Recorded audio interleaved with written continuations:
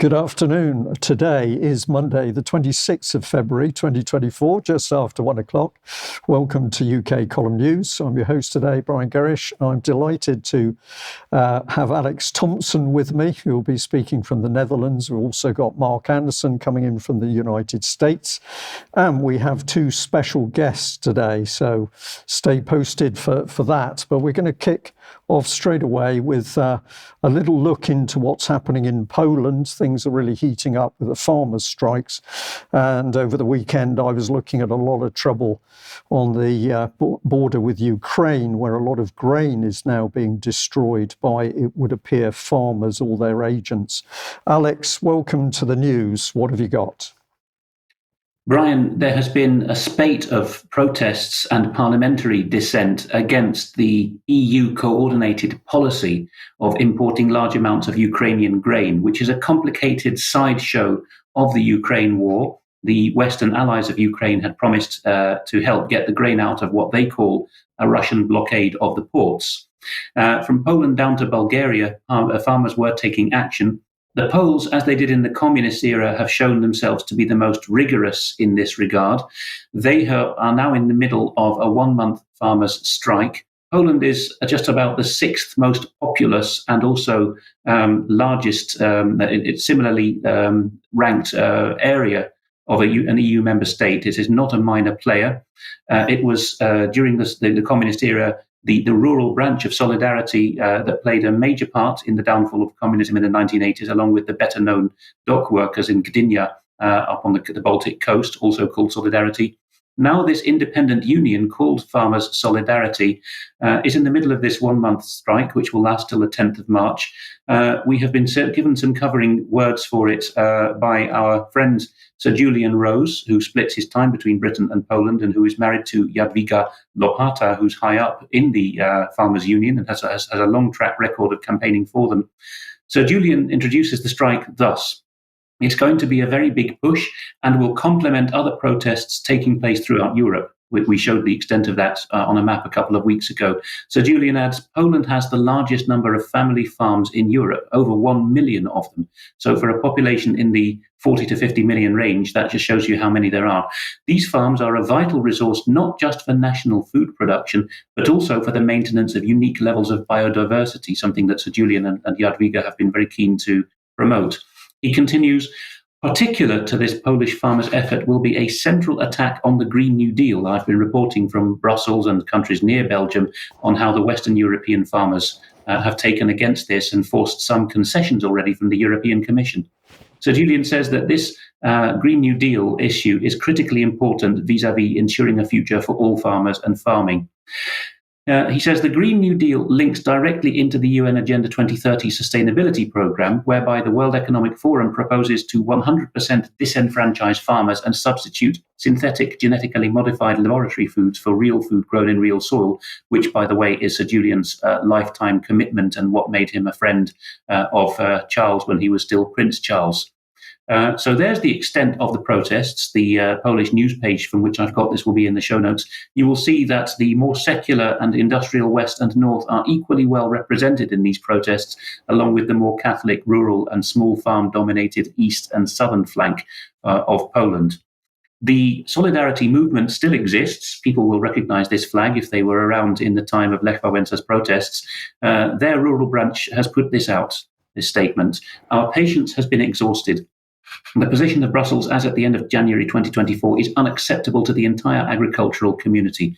In addition, the lack of response from the Polish authorities and their declarations of cooperation with the European Commission, along with announcements from Warsaw about respecting all EU decisions on the import of agricultural and food products from Ukraine, which you were alluding to, Brian, leave us with no choice but to declare a general strike. They go on, we cannot accept the implementation of the European Green Deal. Now, this is the key thing, Brian. No German, French, Dutch, Italian, Spanish farmers' union at national level, no clouty member state other than Poland has seen all its farmers, at least in the form of a whole union, say this. They reject the Green Deal. They reject the farm to fork strategy promulgated by Brussels or the lobbyists who steer Brussels. And they reject that old cornerstone of the EU from the old 1960s and 70s days, which Mrs. Thatcher did battle with, the common agricultural policy. All of that they overturn. or wish to. They continue, the Polish government must present a clear plan for agricultural production, its profitability, reconstructing domestic processing. We will fight for this until it happens. Polish farming families are the foundation of our country's food security. And they conclude, we ask our compatriots to be understanding and aware of the situation in which we all find ourselves, because, of course, there's blockades and food shortages now in Poland too. And they say we are fighting for our common good, which is to save Polish, family-owned, often multi-generational farms from collapse and bankruptcy. My assessment is they will get it much further along than Western European farmers, not casting aspersions on Western European farmers or their support base, but the Polish situation is so unique that I think this really will make Brussels take notice. Well, thank you very much for that, Alex. It is good to see people finally starting to stand up and be counted, and obviously the farmers Europe-wide, including now UK, are actually taking that challenge. But we have other people who are now doing an extremely good job in challenging authority in an appropriate way, local authorities, and I'm delighted to welcome back Rachel Matthews, who has been working with Colchester Council Watch. She joined us for an extra a little while ago. We're delighted to have her with us on the news today. So welcome, Rachel. Thank you very much for giving up some of your time.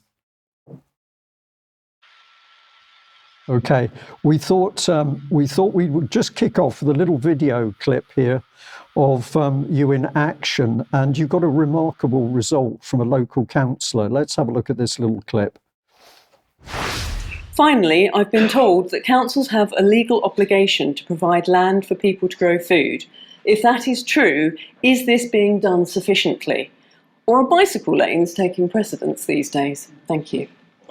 On your last point, the good news is that there are some allotmenteers meeting in the next room, talking about their allotments and how to make the most of those plots. And I, as a 50% allotment owner, do grow my own food that way as well. So good thing to raise. Your fundamental question around have we scrutinised the climate emergency? Well, we haven't, have we, in this forum, in here? I'm going to make you an offer.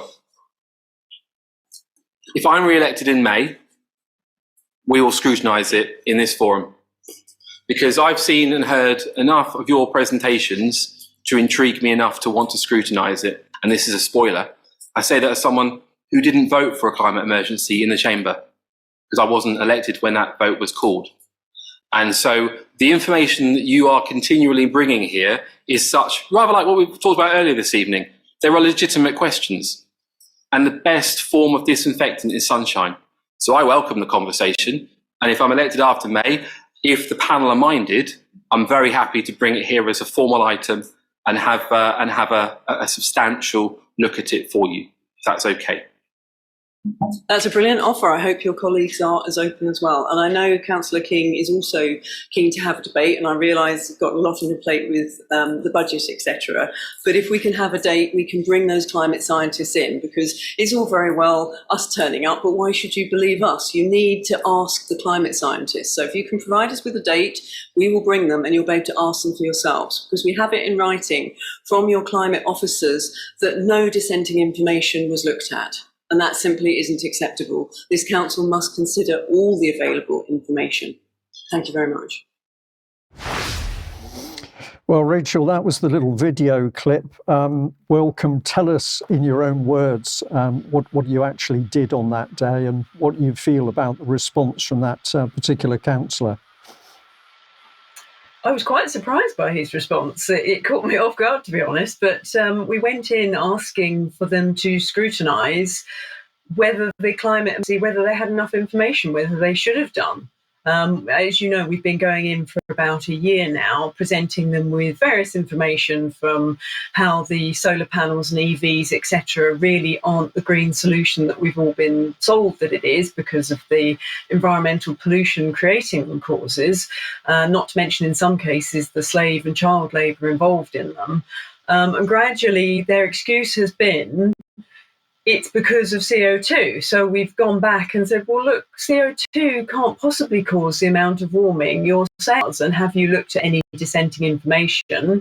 And over a year of us continually going in, they're beginning, or some are not, he's in the opposition, the people running the council, they're They're open to debate, so they say, but they're not actually giving us a date as yet. But we keep going in and applying that pressure because they have said they are open for a public debate. So, okay, let's have one. But yes, that particular councillor does seem to be much more open than most, although in the comments on the YouTube video, he did get an awful lot of flack for not immediately offering us to scrutinise it and to only if he gets voted back in again. Now, my understanding is that, their workload, his dance card is well and truly full, if you like. They can't fit it in before the May elections. So that was the very best he could offer. But yes, it's certainly showing that they are more open than a lot of councils.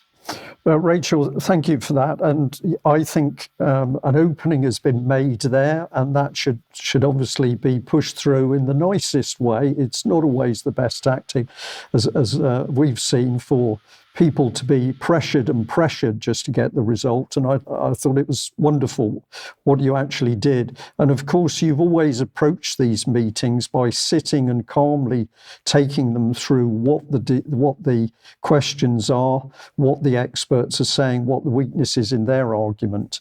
And he was clearly responding to that, because he was saying to you, I've paid attention really to what you've been talking about. So I'm going to encourage our audience to look at that video in its entirety, because you've got a lot of information as well as the interaction with the council itself. Where are you going now? I know that you've put out another video, which we have a tiny clip from, but how are you approaching things now that you've got this result from them? Well, we're trying to sort of get them to see where net zero goes, because a lot of them are pushing for policies that they don't know the end result. They don't realise that actually if you follow net zero through to absolute zero, they plan to stop all shipping, flying, importing of food, and at the same time they are covering farmland in solar panels. The government are directing our farmers not to grow food. They get, I think a farmer said, 4 times the amount of money if they rewild it or plant trees than they do if they grow crops. So it's a very dire situation when you can see that our ability to produce food is being attacked on every front, all because people are worried about CO2 that isn't a strong enough forcing agent to cause the level of warming they say it is anyway. So the whole lot just doesn't make any sense. So we're going back demanding, and this was because of a conversation with Sandy Adams. She pointed out what they're doing in Somerset, and she showed a map of all the potential areas they could put renewables on, and it was virtually every last piece of farmland. Now, that's not to say they would cover it all, but because renewables don't produce the amount of energy that they need, they are going to have to basically cover the whole of England in them. So there is something in the 13 critical infrastructure, and food is one of those things included. So what we are doing is going back to our councils and recommending that everybody up and down the country does this, to demand that food security is put on the local plan. And that plan is legally binding. So therefore, if they do an analysis of how much farmland we must retain for food security, and that's written into their local plan, then the councillors have a reasonable reason to turn down planning on solar farms. At the moment, there's very little they can do about it because the government consider it critical infrastructure. Right, Rachel, thank you for that. And food security, it's got sort of force in that statement when you're coming back and you're saying to them, are you securing food production in the future? That's got some real gravitas. So it's a brilliant angle. Let's just have a look at the second little clip, and then we'll give you the opportunity for a little bit of comment on that. Now, whilst I do not claim to be an expert in farming or climate change, I do know people who are, and they were consulted in order to give accurate information in this speech. But at the end of the video, I'm going to put some clips from a real live farmer explaining exactly how awful it is in farming right now. Also at the end, there's going to be a climate change quiz for councillors. Let's test their knowledge, shall we? Good evening. Are you aware of the plight our farmers are facing? It's not just cheap imports and supermarket exploitation that's destroying the farming industry, but UN directives. Instead of helping farmers transition away from chemicals over to natural regenerative agriculture, our government is being directed to pay farmers to stop farming food to save the planet. We should be preserving biodiversity in areas like Middlewick, not sacrificing the farmland that feeds us. So as far as I'm concerned, another excellent clip, Rachel, but how did you feel about the delivery to that particular audience? Did you get a response? Not much, because they had 15 members of the public, it's growing now, coming to have their say. So because they've got such a busy evening, we didn't get the right of reply to their response. And their response was, oh, well, you do like to bring us some alternative information, as in, you know, it's not settled yet, so go away. But yes, food security is important. And of course, we'll look at it. I'm sure they'll consider it on the local plan. So now we need to go back to a different committee now and keep pushing that local plan until they put food security on it. But it was a shame, because I had so much I wanted to say to them, but I didn't get that opportunity. Okay, Rachel, utterly brilliant, and I'm sure that was very inspiring for many people watching the news today. I hope you're going to be able to stay on with us for UK Column Extra, because we can discuss this a bit more. But I'm going to say thank you very much for joining us today and giving that report. Now, shortly, we've got another activist, Artwell, who appeared with us a little while ago as well. I'm going to give him a little bit of an introduction by taking part of a report from the Oxford Mail. And here it is. Oxford critic Chaka Artwell has been disenfranchised. Now, we talked about this in Extra Time, but what I was interested here was the reporter. If we just bring her on screen, here she is, Noor Qureshi. And what do we notice immediately? She's the local democracy reporter. And we have talked about what that is many times, but I was fascinated at how this link worked. She is supposed to be reporting for the benefit of ordinary people in the local communities. But if we follow through on her Twitter or X, we quickly see that she's just repeating or reposting an X from Councillor Emily Kerr, who's getting very excited because a global planning and city livability expert, Carlos Marino from France, is coming to Oxford University to talk about the 15-minute cities concept. And he's already been featured in the local newspaper. So she's very excited about this. There's no real challenge. But let's have a look at the man himself. And it's very easy to do, because we can go over to his X page. And here he is, Professor Sorbonne, 15-minute city creator, multi-awards, Architectural Academy, Leadership World Pioneer.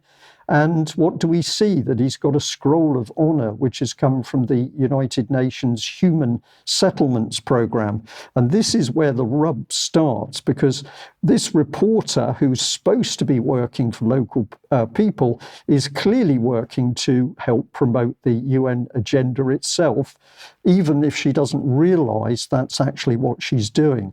So if we go and have a look at the UN Habitat page, which I did, it says that the global economic crisis and COVID-19 have exacerbated inequality and stalled sustainable economic development. It then says the world is not on track to achieve the Sustainable Development Goals. So there's a bit of panic.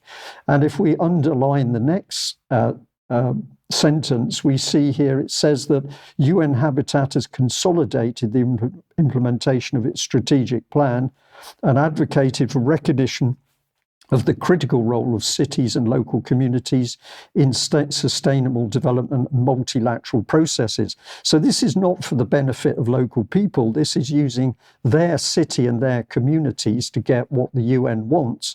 And they've got big money behind it, because if we have a little look at the funding page, always a good place to go, we can see that not least there's 207 million US dollars coming in cash contributions in order to drive this agenda. But let's just end on this. What is the local democracy reporter system all about? Well, actually, you're dealing with the BBC. Let's have a look at this clip. Local councils spend billions of pounds a year providing essential services which affect all our lives. They look after everything from bins to buses to social care. So knowing what they're up to is vital.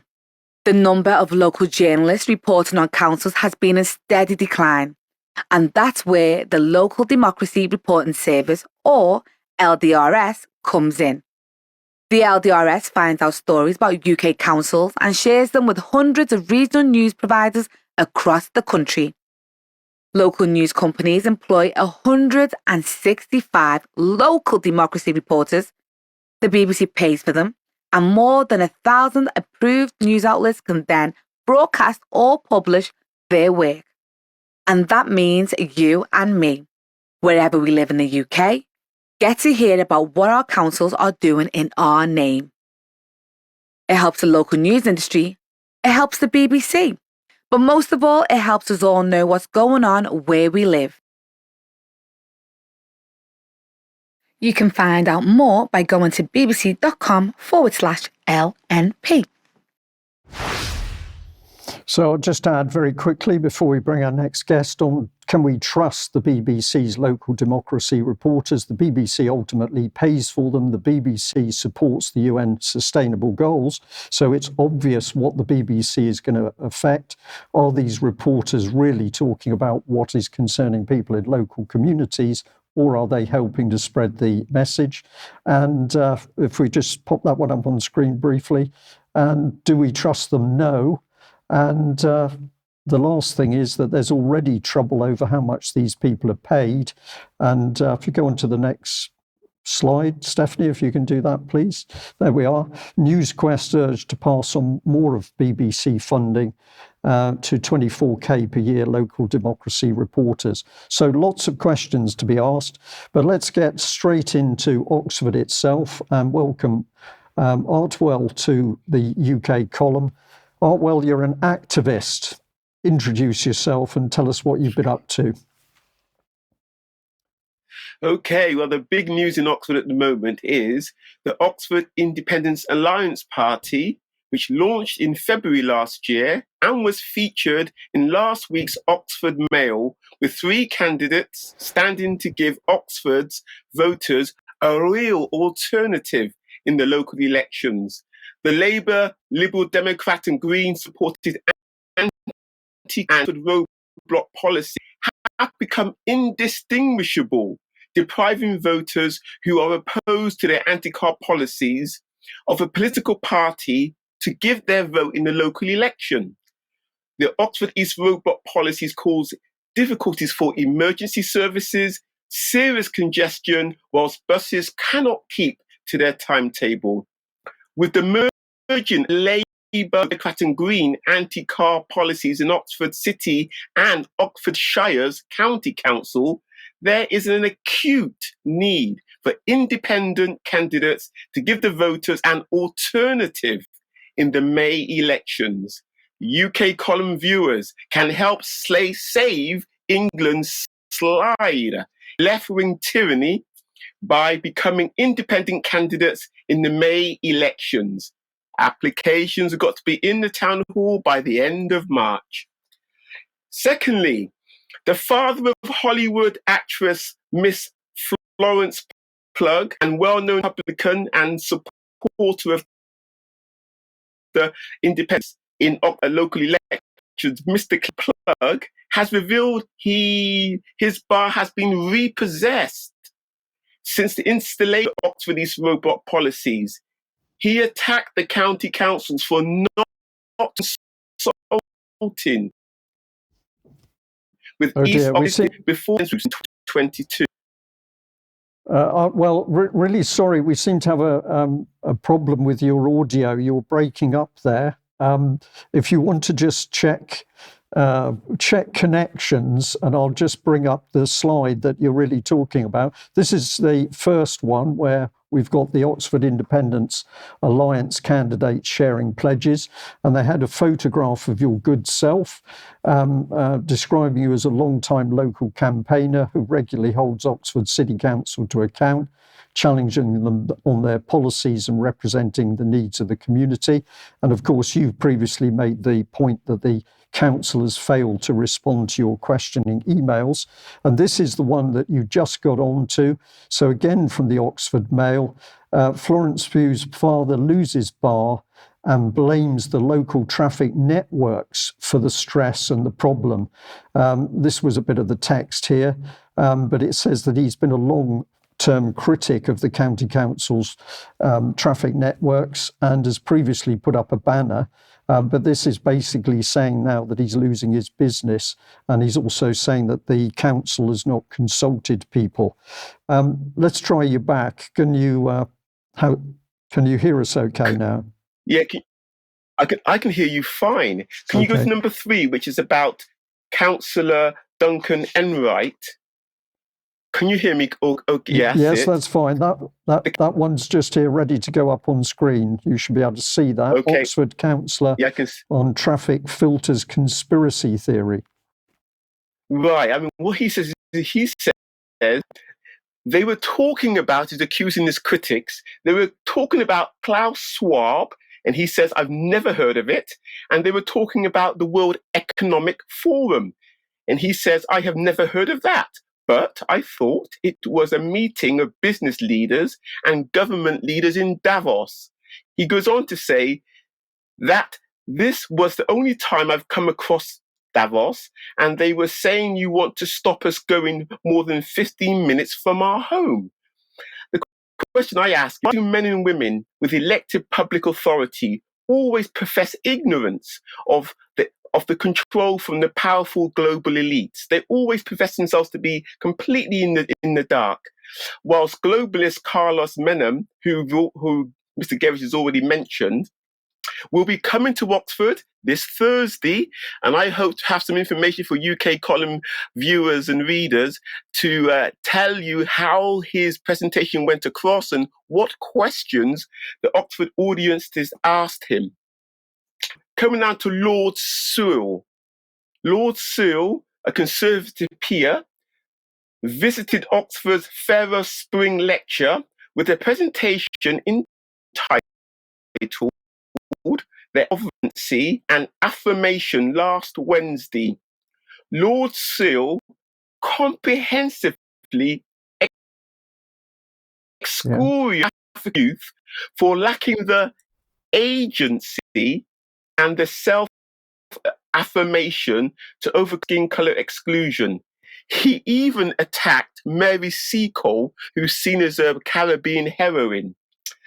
The same affliction affects His Majesty's working class subjects, who are similarly abandoned and ridiculed by their elected Labour parliamentarians, who even chastise them for displaying the Union Jack outside their home. Why is elected public turn against the people who put them into public office is a quandary UK column viewers and readers need to tell me, because I want to know the answer. The Speaker of His Majesty's House of Commons, the Right Honourable Sir Lindsay Hoyle, regularly berates cabinet ministers for briefing the media before addressing the Commons, as is the convention and the traditions. Last week, during the Scottish Nationalist Party ceasefire debate, the Speaker broke with convention to assist the Labour Party's motion. I think, therefore, his position has become untenable. Right. On Saturday, Artwell, if I can just come in there, I just wanted to say, key point that you were making back there with that particular gentleman was saying that he really didn't understand there were these global organizations in position, and he really didn't understand what they were doing, but anybody that challenged them was a conspiracy theorist. I just wanted to sort of ram that one home. Finish the one you're on very quickly, and, if you will. Yeah, this is the last one. On Saturday in the newspaper, the headline was, England offers Russian officials British citizenship to defect and pass secrets to MI6. Mm-hmm. This Miss Begum, who left England when she was to join the fighting in Syria, has just lost her appeal and has had her citizenship revoked. It is so ignoble to revoke any of His Majesty's subjects' citizenship. I wonder if Miss Beijing's citizenship would have been revoked if the Home Secretary had not been an Asian Home Secretary. I think this is it's a terrible thing to do, and I think we need to think carefully before we remove people's citizenship. Okay, well, thank you very much for that. But the key point is you are one of the many people now starting to challenge your local council on issues, the traffic, the 15-minute cities, and that is obviously going to produce an effect as well. So I'm going to say thank you for that contribution. A little bit of a shame that your sound was a little bit broken up, but the message came across, so thank you for that. Let's bring Mark Anderson in with us and see how the connection is from the United States. Mark, welcome. Everyone. The World Health Organization, your friend and mine, is very busy. As I reported last week, the Intergovernmental Negotiating Body is engaging in 2 more sessions working on the pandemic instrument that's now being admitted to be a treaty. They're actually using the word treaty. The first session ends March 1st. There's another session in latter March. Last Monday's show notes will have those specific dates. Anyway, the new thing, this is brand new as of this past Friday, the International Pathogen Surveillance Network has launched the Catalytic Grant Fund for Pathogen Genomics. The World Health Organization, as of Friday, announced US $4 million in funding from donors to create a catalytic grant fund for organizations working in pathogen genomic surveillance. The fund will support projects across the world, particularly in low and middle income countries, to pilot projects and in so doing create an evidence base for how to quickly scale up pathogen genomic surveillance, et cetera, et cetera. Let's move on from there. This is a little more specifics and we'll break it down a bit. The initial grants for the Catalytic Grant Fund have been provided by, drumroll please, the Bill and Melinda Gates Foundation, the Rockefeller Foundation, and Wellcome to support the International Pathogen Surveillance Network.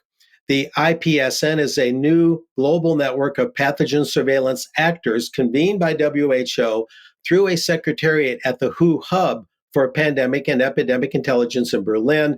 The fund is hosted by the UN Foundation on behalf of the IPSN. And pathogen genomics briefly analyzes the genetic code of viruses, bacteria, and other disease-causing organisms to understand, in conjunction with other data, how infectious they are, how deadly they allegedly are, and how they spread. That's what that is. With this information, scientists feel they can make better predictions. Let's move on from there. And the IPSN, this is a slide. I won't go into much of it. Basically, it's a global network of pathogen genomic actors brought together by the WHO Hub for Pandemic and Epidemic Intelligence to accelerate progress in this pathogen genomics and improve public health decision making. Moving on from there. Here, a little bit about Wellcome. We're breaking this down. The history of Wellcome. It was founded by Henry Wellcome. He was born in the mid-1800s, died in 1936. He was a pharmaceutical entrepreneur. He left a large trust behind, and we'll continue from there. The Wellcome Trust was founded in 1836, as I mentioned, and in 1880, Silas Burroughs and Henry Wellcome, 2 pharmaceutical salesmen from America, started a new company in London called Burroughs, Wellcome and Company. They used mass production and proactive marketing to sell remedies and medications throughout the UK and the territories colonized by Britain and so on and so forth.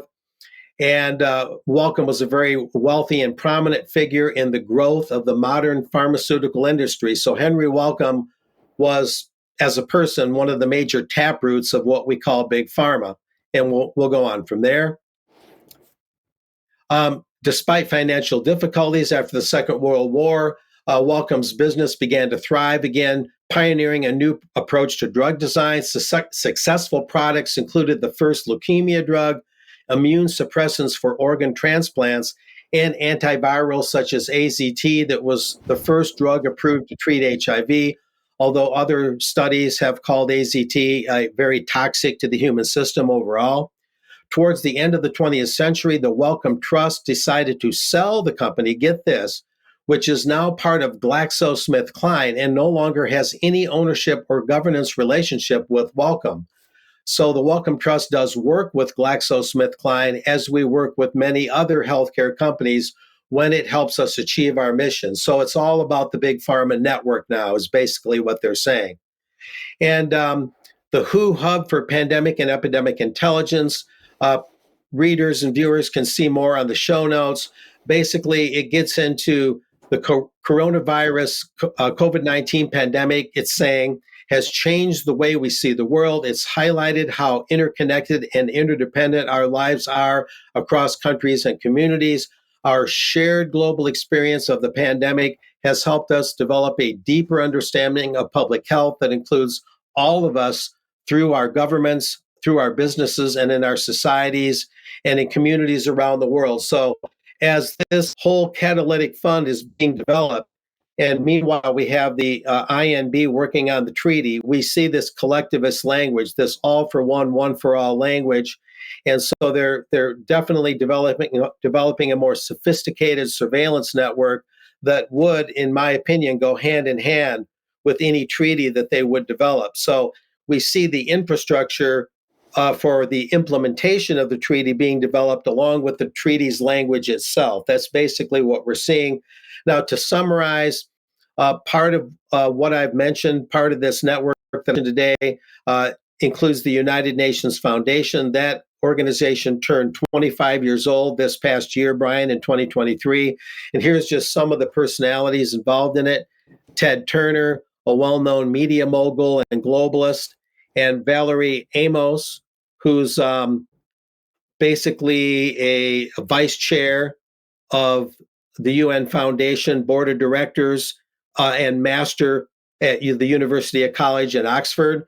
So pretty prominent people there. A couple more. Her Majesty Queen Rania Al Abdullah of Jordan is involved in this, and a well-known globalist fixture, Gro Harlem Brundtland of Norway. She's been involved in the Global Cities movement and various other UN movements for a very long time, and she's former Director General of the WHO.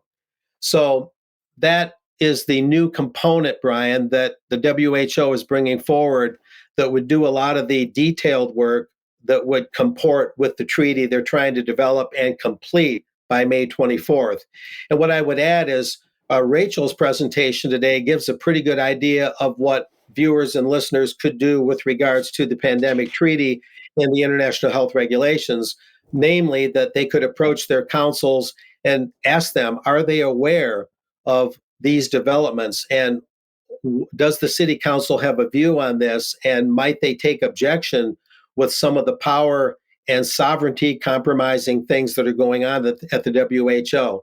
So local councils should be made more aware of these things as well and see how it ties into the other issues. So there you go. Mark, thank you very much. So we've got UN control of food production and land. We've got UN control of habitat and in the cities, 50-minute cities. And we've got the World Health Organization controlling everything to do with health and pharmaceutical products. It's obvious that the policy is global, not national. Well, what can we say? Big thank you to everybody who is signing up to the UK column. We can only do what we do with your financial help. So thank you for supporting us and welcome to the UK column. Have a look in the shop if you'd like to make a purchase. That would be of great assistance to us. And please do spread the information far and wide. That's why we put it out in the first place. Now, we've got tomorrow, 1 p.m. We've got an interview, which is with Alan Miller from Together, the campaign group Together.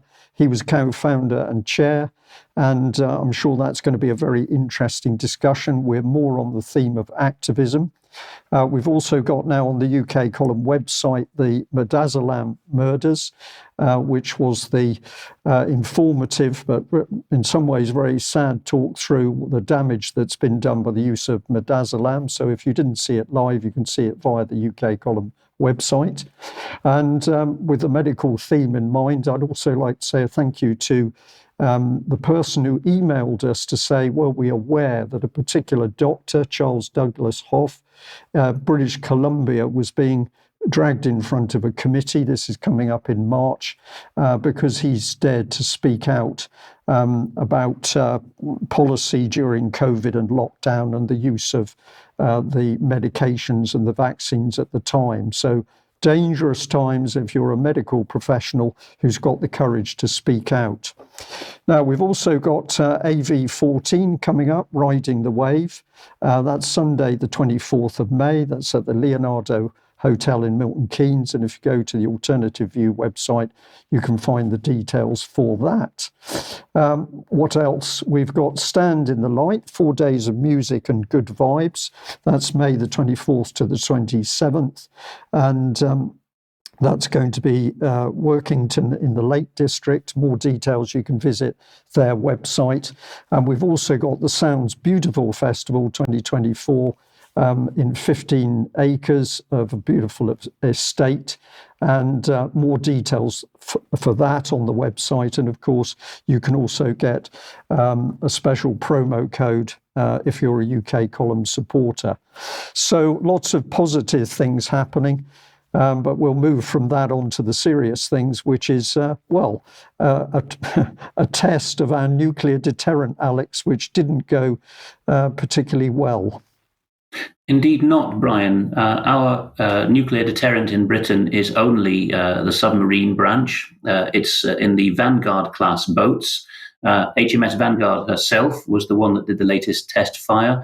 Before that, because of delays with one of the vessels being in extensive dry dock for repairs, it was HMS Victorious back in 2016 that did an Atlantic firing test of the Trident missile. That one went over the United States landward and eventually self-destructed. This time, it seems that once again a data link, as in 2016, has been the problem causing the failed launch. HMS Vanguard was off the Florida coast and was aiming to send the Trident missile several thousand miles mid-Atlantic to plunge down somewhere between Africa and South America. Instead, it landed a matter of yards from where it had taken or broken surface. Unfortunately, His Majesty's Secretary of State for War, Grant Shapps, was on board to see the flop and to have egg on his face. Declassified UK is one of the many outlets that has picked up on this. Of course, with their left-wing critique, they would say that this exposes the folly of nuclear weapons altogether. But I give them their due for the good reporting they have done around intelligence and security. And I've already talked to most of this, but at the bottom of this slide here, we see that after the flop, Mr. Shapps said that Trident, quote, remains the most reliable, not one of the most, the most reliable weapon system in the world. I'm sure you'll have a comment in a moment, bearing in mind that the competition is not just the US and France anymore. Over $1 trillion, they go on, will be spent globally modernizing and developing the existing 9 state arsenals. That's the above board ones, Brian. We don't talk about ones like Israel, which with German help have very sneaky nuclear boat capacities too. So the companies that make a killing from this, pardon the pun, are Boeing, Honeywell and Northrop Grumman above all. In Britain, BAE Systems, which is neither British nor aerospace in its name anymore, Rolls-Royce, whose marine branch is in Norway, and Serco, well, that's more American than British these days to my mind, certainly a crown appendage. That money, of course, is all from us. That's where it's all come from. This consternation over the failed launch has been felt by no one more keenly than by Hamish de Bretton Gordon, the former tank officer who mid-career was assigned, I think it was a surprise to him too at the time, to become an expert in chemical, biological, radiological and nuclear attack and defence, CBRN. And here he fulminates in the Daily Telegraph in an opinion piece, Britain is increasingly defenceless and Putin knows it. By the form of the link to this page, particularly when archived on archive.is, I think that what happened is a sub-editor chopped out the words from the beginning of this comment headline. It originally read, the failure of Trident shows that, or Trident's failed launch shows that, and this was taken out. But de Bretton Gordon is nothing daunted. In this piece, he speaks about the Russian hordes steaming across Eastern Europe, real 1914 language, if not Victorian. And he goes on to say that the Vanguard class can have an estimated yield, because it's never been tested in anger, thank God, of 100 kilotons. And he gloats, to my mind, that just one of these, if it got through Moscow air defences, which I doubt, would be ample to flatten the Kremlin and everything around it. That looks like rubbing his hands at the prospects to me. I don't like it at all. And it's not even 2 years since he was saying this in the Daily Telegraph: Britain should prepare for a nuclear war. Who would fire first is left open to question, I think, in this scheme. What else on this theme? United States Naval Institution News, USNI News, has got this piece. Now, the Virginia-class stateside, don't be confused by the V in the name, these are not analogous to the Vanguard class in Britain. These are the fast attack boats. They're nuclear powered, so they're not silent like diesel electrics, but they do not carry nuclear weapons. They do get into shallow waters and wreak havoc on the enemy, though. The US Navy is supposed to have 2 per year. But now they've gone down to just asking for 1 per year from the congressional budget, and they're only just resurrecting, because of the expense of that and the slow pace of that production, only just resurrecting the production of amphibious ships. So that's something we've covered recently as well. You cannot land men without amphibious ships. I close the segment with this breaking news. The New York Times has unexpectedly gloated to the public, revealed that the CIA built 12 secret spy bases along the Ukraine-Russia border, and is giving us chapter and verse, as repackaged here by Zero Hedge, which is in the show notes because it's open source access. They're taunting us now in the West with everything that we were told we were conspiracy theorists and Kremlin fanboys for saying, that the guiding of missile strikes over the border into Russian Federation territory is being done by Western officers from bases on the Ukrainian side, as with that recent attack, which the French pinned on the Americans, that I reported a few weeks ago, so as to preempt any claim that the Ukrainians did it themselves. Along with that, we've got Russian generals now claiming that some of the deaths or the captured bodies found in Ukraine have got tattoos and insignia indicating that they are regular servicemen from Western NATO countries. So why the West is doing this through the official state sanctioning, as it were, of the New York Times is hard to guess. Perhaps they think that in the desperate stage that the war is entering, this admission had better be out of the bag beforehand. Any thoughts, Brian? Lots of thoughts, Alex. Unfortunately, the clock will stop me saying much, but of course we've seen the demise of the military in UK over a great many years, and now it's really got to the stage where major systems are failing, and of course that launch of that missile, utter disaster. But UK column has shown that the Navy in particular and the submarine service desperately short of trained people. Morale, we know, in the submarine fleet at one stage was very, very bad indeed, and those are the conditions where people make mistakes and things go wrong. So very serious, and at the same time to have warmongers suggesting that we go to war with Russia seems to be complete madness. But I think the thing that our viewers and listeners need to think about is that it isn't politicians, it's clearly not politicians that are making the policy, but it's people and powers within the political parties that are driving this agenda. And I think we're going to mention Victoria Newland in a few minutes when Mark is speaking to us again. But who is driving, who is making the drive for war, and the West becoming ever more antagonistic against Russia? At the same time, our military capability is declining. And of course, we can't produce even the weapons that Ukraine needs at the moment. I better leave it there, but we'll hopefully do more on that another time. Mark, let's bring you back in. And I think you're looking at what Rand Paul has been up to. Thanks, Brian. Yeah, Rand Paul, of course, is among those rare politicians in the States. There's been Walter Jones, the late Walter Jones of North Carolina, who I had a pleasure of interviewing a few years back in his office, Justin Amash, and of course, Thomas Massey, also from Kentucky, where Rand Paul's from. Rand Paul, of course, is the son of the noted former congressman and former presidential candidate Ron Paul, a libertarian Republican. So there's kind of a backbencher tradition here of challenging the dominant narrative, and Rand Paul is doing it in full form. He speaks on the Senate floor, it says here in his own press release, in opposition to the foreign aid spending bill. This was recently, February 13th. There's a quick note here after that.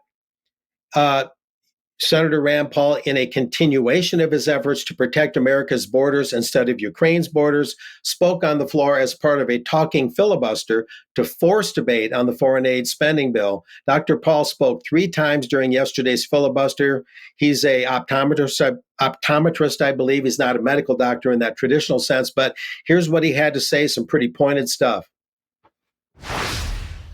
What does their money go for? Do we know what they're doing with their money in Ukraine? Well, we do know that the money went to fund 6 fashion brands to go to the Paris Fashion Show.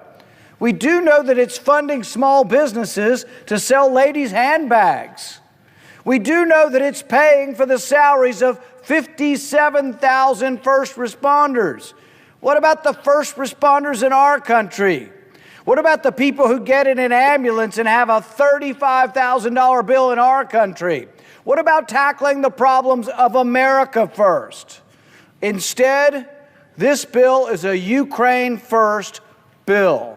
It's a Ukraine first policy.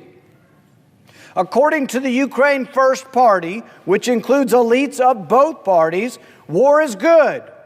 War is useful. War profits make us stronger. Sounds a bit Orwellian. Yeah, pretty powerful stuff there, that's for sure. And in the interest of time, we'll move on from there.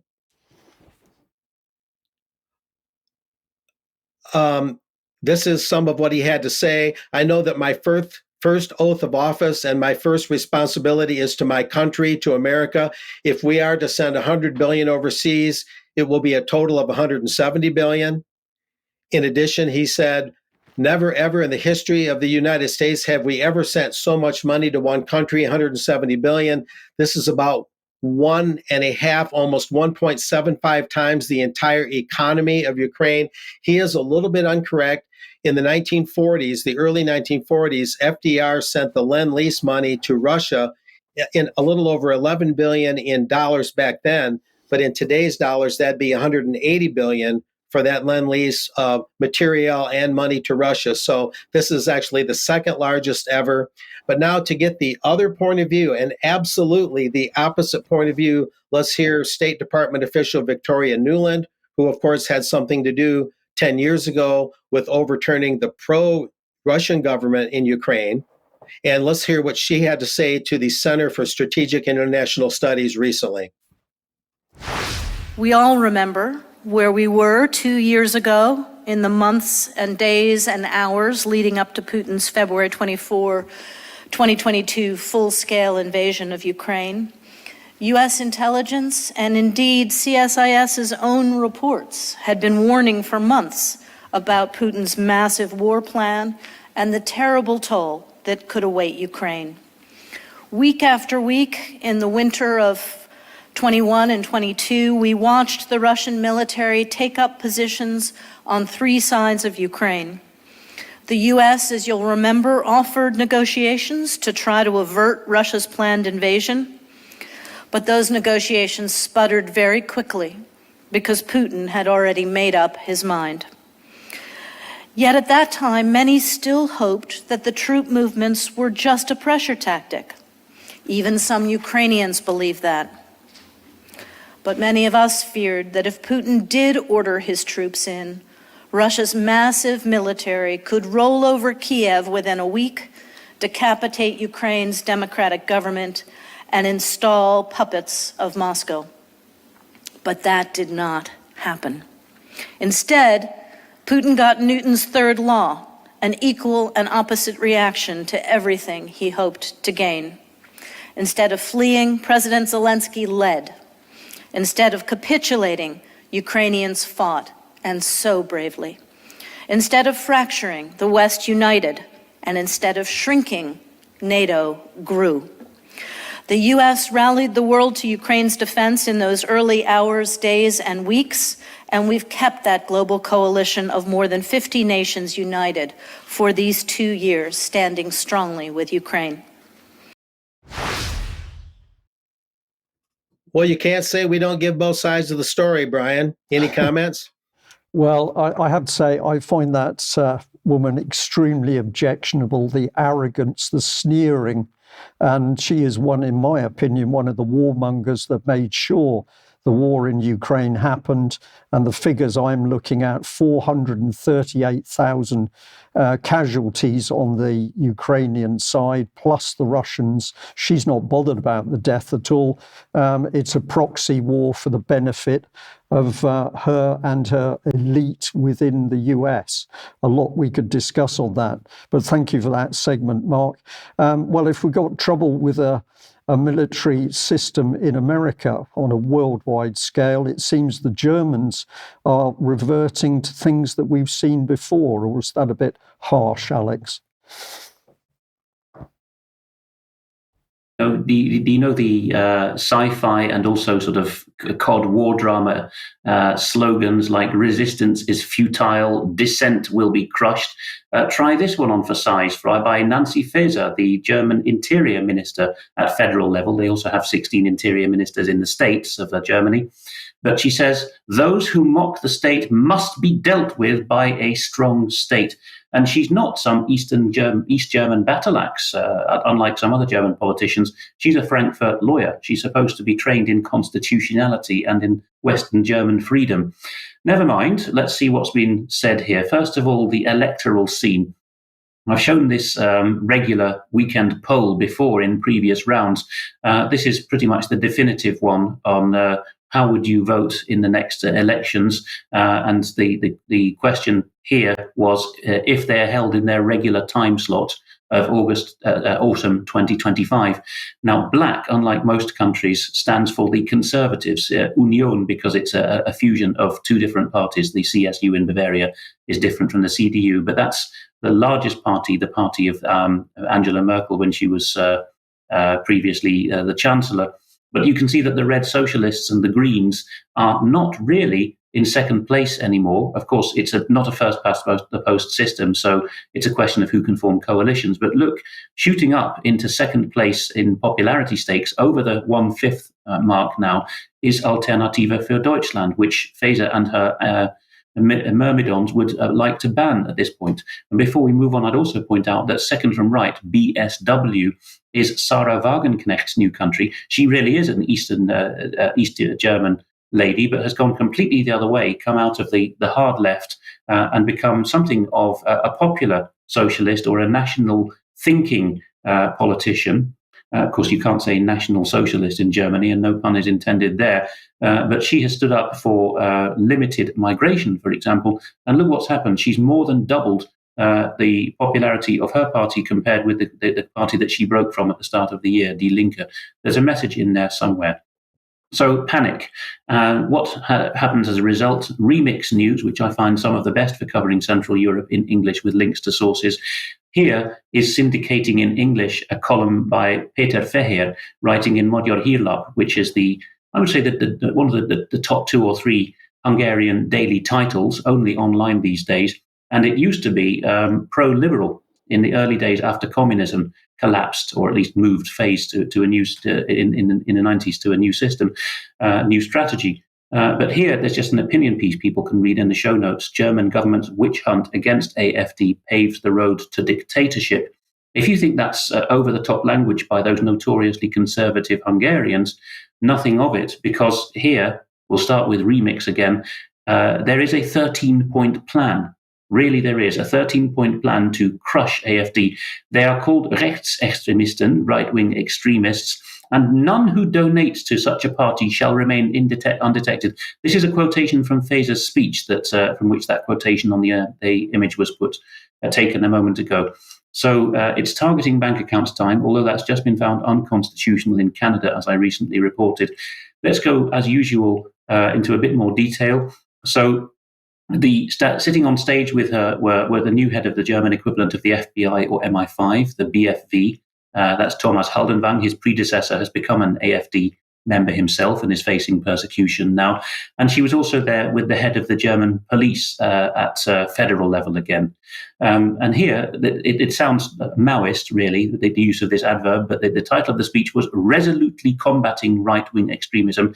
In the 13 plans, so she was saying basically, I have my policeman and my spook on stage to tell you what I'm going to do. We don't have time for all the points, but Eugippius, the blogger who is second to none in covering Germany, has covered it all here in a blog which you will find in the show notes. The byline to this piece is, before living in pods and eating insects, there was standing in bread lines and eking out an existence in 50 square metre socialist flats. So he clearly sees it's a return to East Germany.